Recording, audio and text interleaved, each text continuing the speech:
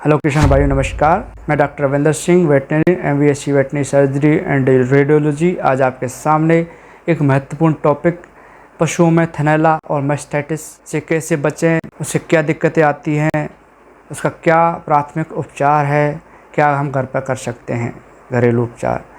ये सब जानने के लिए आप हमारे साथ लास्ट तक बने रहना है, कोई भी पॉइंट मिस नहीं करना है। अगर आपने थोड़ी सा भी चूक की तो आपको पशु एक गाय से बैल बन जाएगा और एक भैंस से सांड बन जाएगा, क्योंकि चारों थन खराब होने के बाद आपका पशु का कोई महत्व नहीं रह जाता, उसके प्रोडक्शन उसका डाउन बिल्कुल ख़त्म हो जाएगा। तो आप उसको किस लिए रखोगे अपने पास। तो चलिए शुरू करते हैं। और शुरू करने से पहले मेरी एक निवेदन है कि आप हमारे चैनल को सब्सक्राइब कर लीजिए और बेल आइकन को नोटिफिकेशन ऑन कर लीजिए। तो अब जैसा कि हम बात कर रहे हैं कि थनैला रोग बहुत ही खतरनाक बीमारी है। क्यों खतरनाक है? क्योंकि इससे एक तो दूध प्रोडक्शन घट जाएगा और दूध की क्वालिटी घट जाएगी। जब दोनों चीज़ हो जाएंगी तो उससे इकोनॉमिक लॉस होता है। इकोनॉमिक लॉस एक तो वैसे होगा कि आप दूध कम हो गया और उसका क्वालिटी घट गई तो दूध सस्ता बिकेगा या कम बिकेगा आपका।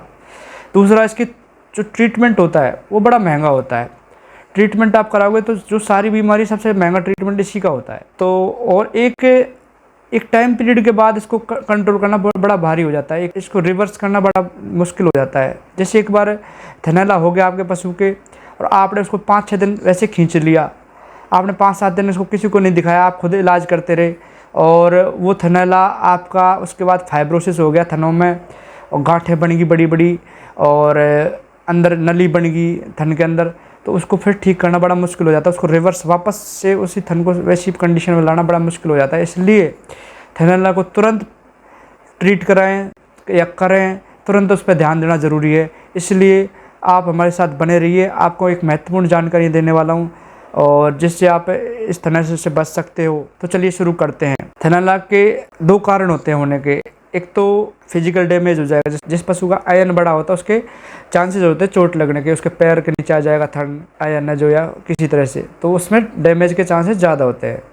तो उसका थोड़ा विशेष ध्यान रखें, उसको पक्के में ना बांध, उसको कच्चा या गद्दादार या रेती मिट्टी की व्यवस्था करें।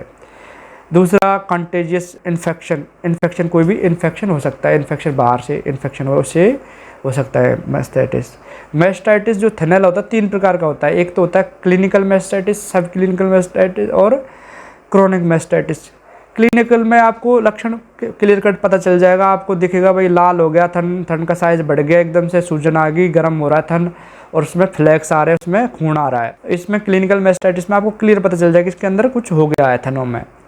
दूसरी होती है सब क्लिनिकल मैस्टाइटिस, उसमें आपको कुछ भी पता नहीं चलेगा, एकदम से दूध घट जाएगा और ये सबसे खतरनाक है। इसमें आपको पता नहीं चलता, इसलिए आप इसको पता नहीं करते तो वो पशु सारा सिस्टम ख़त्म कर देगी अंदर से।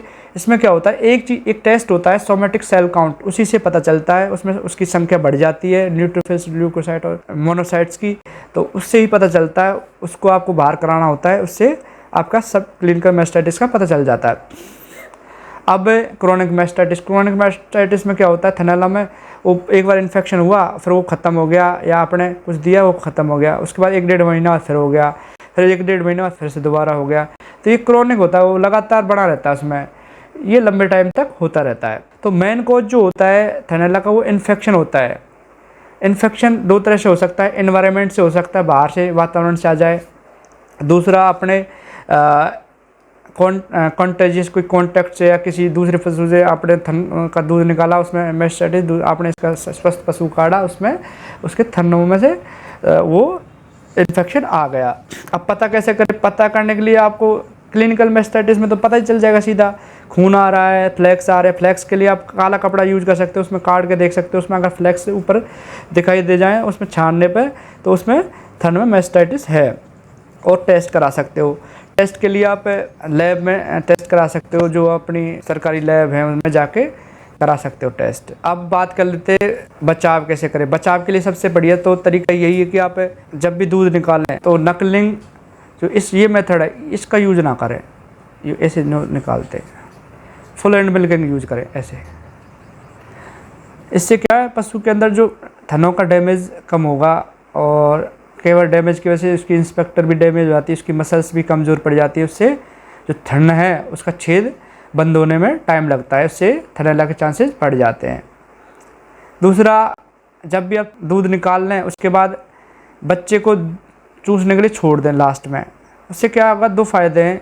एक तो उसके मुंह में जो लार होती है, लाइसोजाइम एंजाइम होता है, जो बाहर का इन्फेक्शन उसको ख़त्म कर देगा। और बच्चा जब दूध चूसेगा तो उसमें थोड़ा ऑक्सीटोसिन का लेवल बढ़ जाएगा। उससे जो इंस्पेक्टर होती है, जो मसल्स होती है, उसमें कॉन्ट्रैक्शन हो जाएगा, उसका छेद है जल्दी बंद हो जाएगा। जब आधे घंटे में बंद होना था तो वो 15-20 मिनट में बंद हो जाएगा। साथ ही आप पशु के आगे चारा रख दें। चारा रखने से क्या फ़ायदा है, चारा रखेंगे तो पशु चारा चरता रहेगा, तो बैठेगा नहीं तो उसकी मिट्टी जो नीचे इन्फेक्शन है उसमें थन के छेद में लगेगा नहीं, छेद से अंदर नहीं जा पाएगा। आधे घंटे वो चारा खाता रहेगा, खड़ा रहेगा, उसके बाद वो बंद हो जाएगा। उसके बाद बैठने से कोई दिक्कत नहीं है। इसके अलावा आप घर पर ही 100 ml पैराफिन और 100 ml सिप्लाडीन बीटाडीन मिला के एक डिप बना लें। उसको बर्तन में लेकर 4 थनों को रोज़ाना डिप करा दें उसमें। या टी डिप भी उपलब्ध है ऑनलाइन, उसको मंगा सकते हो आप। उसमें भर लोगे आप, उसमें चारों को दबा दें, उसको बाकी को डिस्कार्ड कर दें। जो बाकी का बच्चा अगले दिन काम आएगा। ऐसे रेगुलर यूज करते रहें, लगभग 1 महीने 1.5 महीने चल जाता है। उसके बाद फिर नया बना लें। तो ये टी डिप भी यूज कर सकते हैं। जब दूध निकालें उसके बाद ठंडे पानी के छींटे ज़रूर मारें थनों पे। ठंडे पानी में अगर आपको यूँ लग रहा है कि भाई इन्फेक्शन के चांसेस ज़्यादा हैं, तो उसमें आप थोड़ा सा लाल दवा 1 लीटर में बिल्कुल छोटा सा कण डाल के 10,000 में हिस्सा डालना पड़ता है, तो वो डाल के आप एक घोल बना लें, उससे छींटे मार सकते हैं ठंडे पानी के। इसके अलावा आप जो दूध ना लगाएं, थन काटते टाइम ऐसे दूध लगा के निकालते हैं दूध, उससे फट जाते हैं थन, जो उससे भी मेस्टाइटिस के चांस बढ़ जाते हैं। और जो हमारे जो दूध निकालने के इंस्ट्रूमेंट है, जो इक्विपमेंट है, उनको जैसे अगर मशीन मिल्किंग यूज कर रहे हैं तो उसको अच्छे से स्टरलाइज कर ले, उसको साफ़ सफाई अच्छे से रखें। उसकी टीट के जो लगाने के जो कप हैं उसको अच्छे से साफ़ रखें, ताकि इन्फेक्शन अंदर ना जा पाए। साथ में ड्राई काफ थेरेपी, अगर किसी को लगता है कि इस बात में हमारे पशु के मेस्टाइटिस हुआ, तो जब दूध सूख जाए या दूध देना बंद कर दे तो उसके बाद ड्राई काफ थेरेपी करें।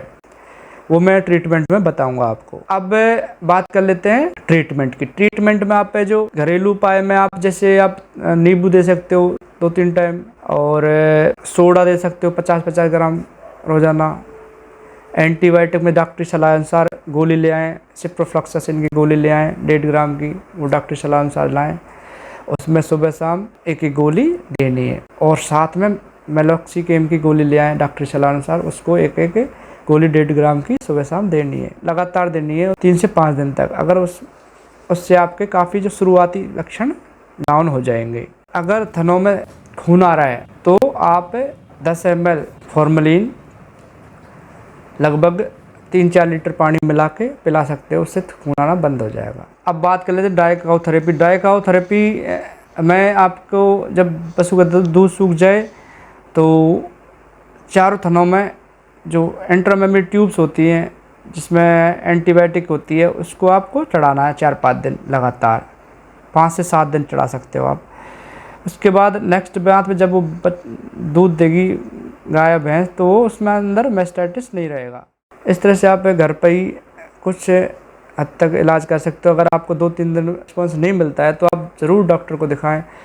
किसी तरह की कोताही ना बरतें, क्योंकि एक बार जब पशु का थन खराब हो गया, 4-5 दिन में अगर वो रेस्पॉन्स नहीं करती है, 4-5 दिन से ज़्यादा हो जाते हैं और वो आप बिल्कुल उसको ध्यान नहीं दे रहे, तो ख़राब हो गया, उसके बाद पशु को वापस उसी जगह पर लाना बड़ा मुश्किल हो जाता है। तो किसान भाइयों, आज की चर्चा यहीं समाप्त होती है।